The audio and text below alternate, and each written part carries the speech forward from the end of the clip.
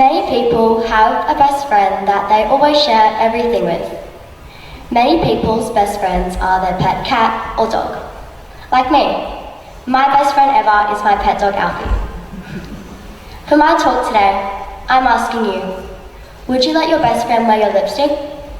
It might sound a bit funny, but imagine your pet or an animal you like with lipstick on their face. This may never have occurred to you, but this happens to animals all around the world.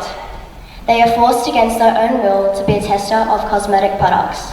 So many are killed during these processes, every single day. Recently, my mum purchased a moisturiser from the shops. I took the bottle and noticed that it was an Australian-owned brand. I had a thought. What if this product was the result of animal testing, and an animal had been killed for it? Thankfully, this was not the case. I wanted to research further into testing on animals. The answers I got were devastating. Every year, in the US alone, over 100 million animals are killed due to animal testing. That's 1 billion animals in 10 years. I was so shocked, I knew I needed to know more about the products that I should avoid.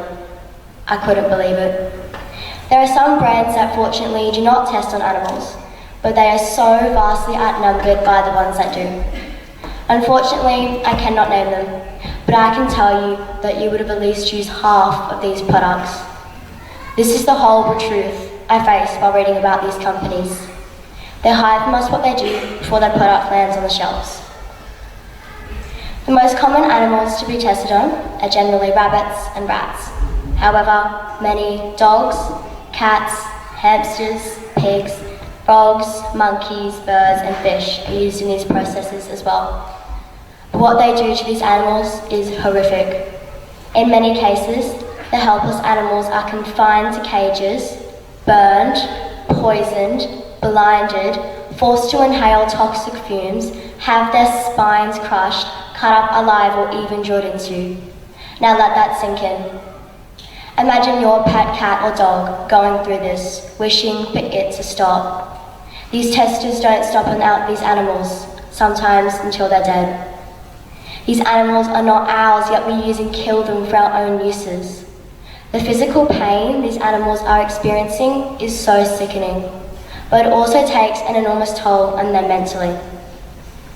Thankfully, testing on animals has been banned in Australia, but that actually doesn't do much. Most of the products you may find on your shelves have been imported from overseas. While I was researching to find brands that I knew didn't test on animals, I could only find 5 brands in the world.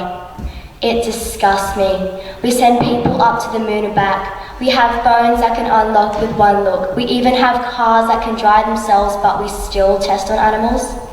Our society is so advanced these days. You would have thought we would have stopped testing on our animals, but we haven't. And we continue to look the other way and pretend it isn't happening. But pretending isn't the way. There is always another way. There is a method of testing that uses the replication of our outer layer of our skin, called the epidermis, to test on cosmetic products. It is both cheaper and faster than animal testing, so why not do it? It tests if the invention becomes irritated to the product. This is called the skin ethic product. There is another method, created by Harvard, called the human on a chip. These tiny chips replicate parts of the body, like the heart and the lung. These are all alternatives to testing on animals. But not everyone can have access to these things, which brings forward the most simple method, avoiding the products that test on animals. These companies that are testing on our animals are not learning, and they need to see that what they are doing is wrong. They will realize that they are not getting business and see that testing is not the way. We were oblivious before, but now we have learned and we have to take action. So today, I ask you to walk away with a new insight on this topic and to do your part. Avoid the products that test on animals, and for our animals' sake, don't let your best friend wear your lipstick.